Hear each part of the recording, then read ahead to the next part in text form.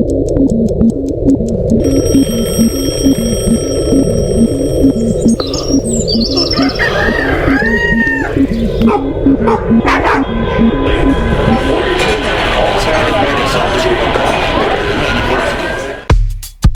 morning, my friends. It is October 9th. We are recording our morning show like we do every Monday, Tuesday, Wednesday, Thursday. Yeah.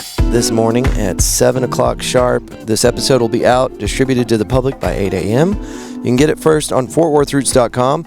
After that, it'll be available on your individual streaming services. Fort Worth Roots is a podcast. It started as a podcast 5 years ago. Since then, we've started doing a lot of other stuff, live events all over town, and now we are kind of an entertainment and marketing agency, but we are podcasting harder than we ever have, putting out 5 episodes for you a week, 1 full episode on Mondays, usually Mondays. This one released on Tuesday with Court Wong. That is episode 213, I believe. That sounds right. Well, thank y'all for being here. We're going to cover some news today, and last night, my voice is still shot.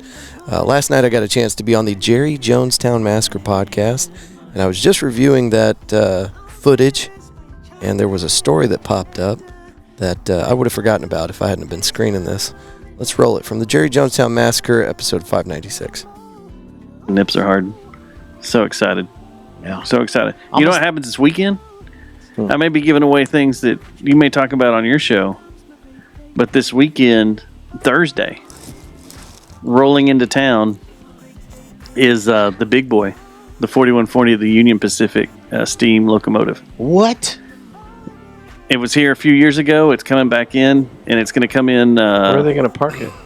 Are you going to go put a quarter They put a static display over on Lancaster. Oh, so they come in, they drive in, they pull in, and it's going to be here for like 4 days. Oh, so not static. Yeah, static. It static sits there. Means they're putting it on concrete or something. It's static display for 4 days. It's sitting there, but it's not going to be running anywhere for 4 days. Okay, so that's happening. I gotta get that thing quiet real quick because it's different than this show. Not quite as PG-13. Really appreciate Dustin Snyder and Matt Stubbs having me on the Jerry Jonestown Massacre. Those guys were given an award at Saturday's event during our award show for the #1 podcast in Fort Worth. And we mean it because they are awesome. They've been around for, I don't know, a decade or two. Good show. Go check it out. Same as Fort Worth Roots. You can get it on all the streaming services. Got a call in from Mr. Sam Esquivel. He is the owner, operator, and distributor of the Failed Podcast. If you guys are getting some weird road noise, we do this every Monday, Tuesday, Wednesday, Thursday. For the month of October, out at a place called Hoppin', which is next to Doc's Records. And this morning I was locked out of the building, so we are on the patio. So if you catch some road noise in the back, that's what's going on. By the way, the patio is it's ballin'. It's good patio.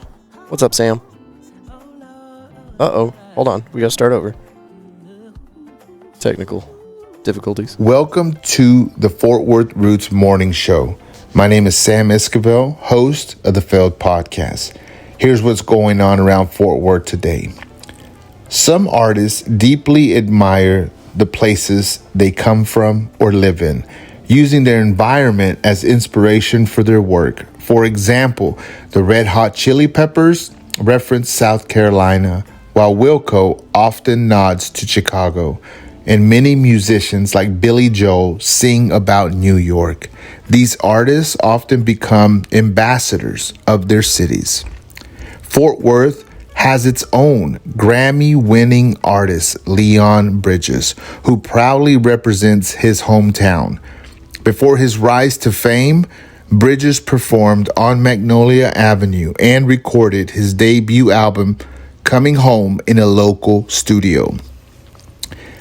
Though he now splits time between Los Angeles and Fort Worth, his connection to his roots remains strong, with Fort Worth playing a big role in his latest album, Leon. The album, packed with references to his childhood and Fort Worth spots, feels like a love letter to his hometown. In songs like Panther City, Bridge nostalgically recalls his time growing up in Southside. naming streets and places he knew well. Throughout the album's 13 tracks, he touches on memories on the Trinity River, Texas summer nights, and his family, all set to his signature mid-tempo sound. Leon is more than an album. It's a reflection of Bridges' journey, his connection to Fort Worth, and his search for peace. Through his music, he continues to honor the city that shaped him. This was written by Brian Kendall from Fort Worth Magazine. Y'all have a good day. Thank y'all for tuning in to the Fort Worth Roots Morning Show. We'll see you on the next one. Excellent. Thank you, Sam. If you guys ever want to call into the show, you can definitely do that. Our number is 817-988-1292. And like Sam did, it wasn't his story, but he found one that was interesting, and he wanted to make sure it got on the show. Always cite your sources so that people get credit for it. We're not out there in the field actually collecting these stories, so we want to make sure the people that did collect the stories get the credit for it. Excuse me. All right, here we go. It is the National Day of... Let's see here. Just as ridiculous as always. National Emergency Nurses Day. That's not ridiculous. Honor the dedication of these amazing medical professionals by fundraising for your local emergency department. This is off of a website called daysoftheyear.com. It's Canadian Beer Day, International Beer and Pizza Day, and this is the only one that really caught my attention because I'm thinking, how strange would this be? Today is National Bring Your Teddy Bear to Work and School Day. I get it. I think it might be a little bit of a distraction for certain age groups, but can you imagine your coworker bringing their teddy bear to work and then informing you that it's National Teddy Bear Day? I don't know. It'd be a weird conversation. Curious Events Day, whatever. National Pet Obesity Awareness Day. There are some fat cats out there and fat dogs, and you need to be careful how much you're feeding these animals. There's nothing worse than a fat animal, unless your plans are later to unalive that animal and serve it up on a plate in your kitchen. Healthy dogs, healthy cats. Oh no, what's happening? There we go. Technical difficulties. We're out. I just mentioned this, but we're outside of Hoppin this morning, and fortunately I was prepared for this, but things are moving at a different flow this morning. North Korea. This day in history, North Korea reportedly tested its first nuclear device. This was in 2006. This one breaks my heart. 1999, October 9th, last flight of the Lockheed SR-71 Blackbird. That was a cool jet. Whenever people start talking about, well, do you think the government's hiding secrets or keeping secrets from us? I always point out the SR-71 because they decommissioned that thing in 99, and I don't think it was public until 94. Somebody can fact check me on that, but that thing had been flying around since the late 60s, and nobody knew it existed until the 90s. And then they said, okay, let's just decommission it. Secret's out. No real notable birthdays today. Looking for any kind of extra awesome this day in history stuff. October 9th was kind of boring, looks like. There's a lot of military stuff that happened. Different countries around the world. Oh well. All right, let's get into that local news real quick. Driver flees crash, leaving 9-year-old boy injured in back seat. Motorcyclist killed after hitting stray dog on Dallas Freeway. Fort Worth ISD names interim superintendent. Let's check this out. Fort Worth ISD names interim superintendent. Fort Worth, Texas. Fort Worth ISD has named its interim superintendent. Come on, computer. Okay, there's ads. Great. Here we go.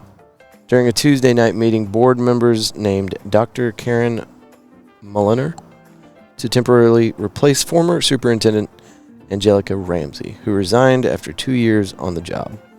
And I didn't read this myself, but it sounds like our friend Angelica Ramsey got a pretty good severance package. Nobody should feel very sorry for her. Mulliner also filled in during the last search for a superintendent. Ramsey's resignation came after the mayor and other committee members voiced their dissatisfaction with the district's performance. Apparently, we fell behind Houston and Dallas in education. That's pretty wild. I don't understand that one. All right, moving on. What else we got here? Second early voting location to open in Rowlett. Frightened police horse sends State Fair of Texas patron to hospital. I heard about this last night, and I like having horses around. I think it's cool, but they might be rethinking this. A frightened police horse injured a fairgoer at the State Fair of Texas on Tuesday afternoon. Dallas police say mounted police officer was patrolling Big Tech Circle around 3 p.m. when the horse was startled. The officer tried to regain control of the horse, but was bucked off. A fair patron was injured in the incident. Police say the patron was taken to the hospital to be treated for the injuries. As a precaution, the mounted police officer was also evaluated for injuries. The horse was taken back to the mounted barn. Fox 4 viewer Matt Shuey shared photos. All right. That sucks. It sounds like the person's going to be okay, though. Last night I was talking to the Schneider, and he was telling me that it was really severe. That does not sound like it was nearly as severe as he put on. All right, let's get into the thing we're all thinking about this morning. Hurricane Milton. Milton is expected to make landfall late Wednesday night in the Sarasota, Manatee area. Rainfall is expected to be 5 to 12 inches. That seems like a pretty broad margin. With up to 18 inches in localized areas, a deadly storm surge of 10 to 15 feet is also forecasted for Sarasota, Manatee. All right, evacuations. Sarasota and Manatee counties have ordered the evacuation of everyone living in levels A, B, and C, whatever that means, as well as people in mobile homes, RVs, fire near level, and blah, blah, blah. Okay, it's going to be bad. Barrier Island. Water service has been shut off to all barrier islands and the island of Venice. No one is allowed back onto the barrier islands until after the storm. Dustin, if you're listening to this, we were trying to think of the name of that type of island. It's a barrier island. We were talking about the fact that the Bass family owns a island down in Port Aransas, and it's a barrier island. It's a big one. And one day I hope to also own my own island, even if it is just a barrier island. Whatever. All right.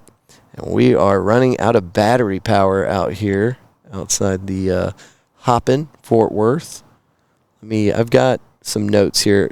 I have paper inside with all the events, but I do not have access to those papers right now. So I'm going to play you a clip, Mr. Michael Brittner, the owner of Hoppin, talking about upcoming events out here at Hoppin. Yeah, so we're offering anybody who books a holiday party before November 1st, no reservation fees. So come on out. It's a perfect spot for maybe it's a work event for the office to come out for a Christmas party. Maybe it's a fraternity or sorority thing or just a group of friends or whatever. No matter how small or big, I'd say our max is probably 250 people or so. But it's perfect for that type of event. Is that including the patio area? Yeah. Yeah, we've had a pretty big group here, a little bit bigger than that. It was pretty tight. A little squeezy. Pretty tight in here. Yeah.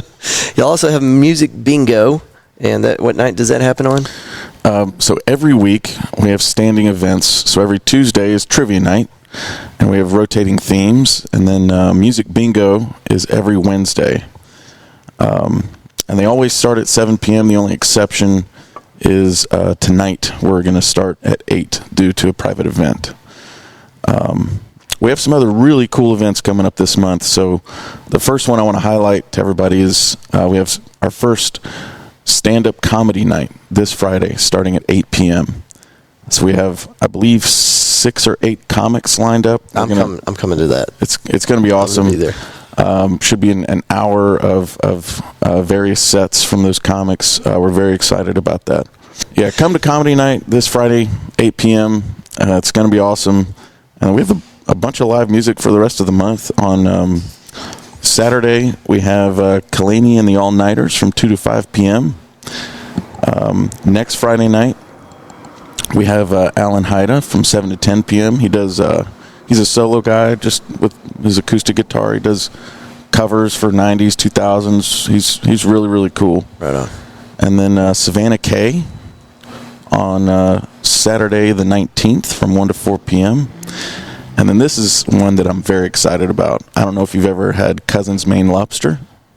Yeah, I was wondering about that. Okay, well, they were on Shark Tank a handful of years ago. Okay. They're super famous. They have a place here in town?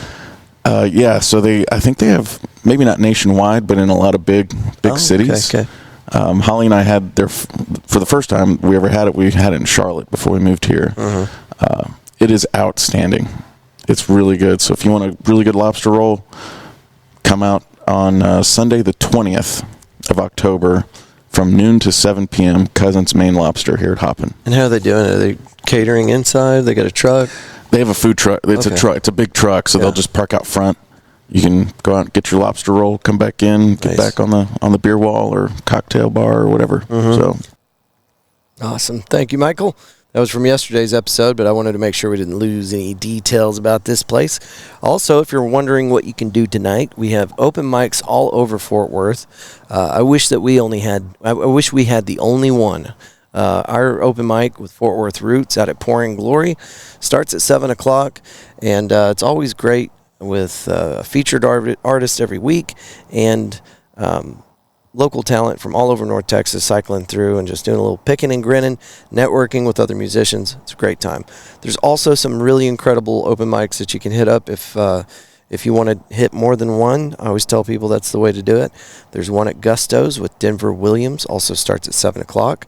And then I think there's one on that same street, but I'm not sure of the location. And I know Tuesday nights at McFly's, there's an open mic with Tommy Luke and Dippy Dog. So always a lot of options for open mics here in Fort Worth, and I'd love that because it's something that makes this place special.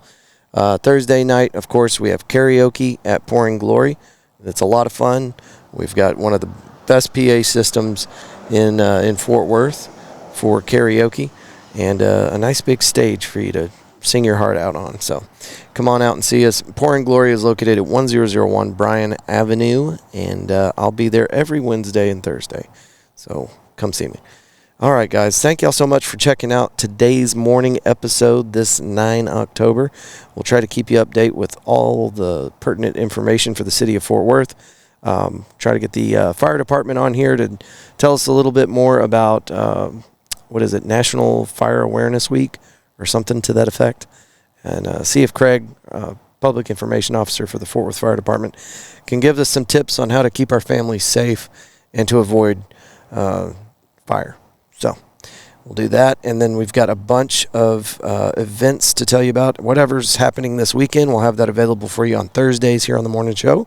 So check out the Thursday episode to get all your updates for what's happening in Fort Worth. All right, we don't want to risk having any kind of equipment failure here because everything's on battery.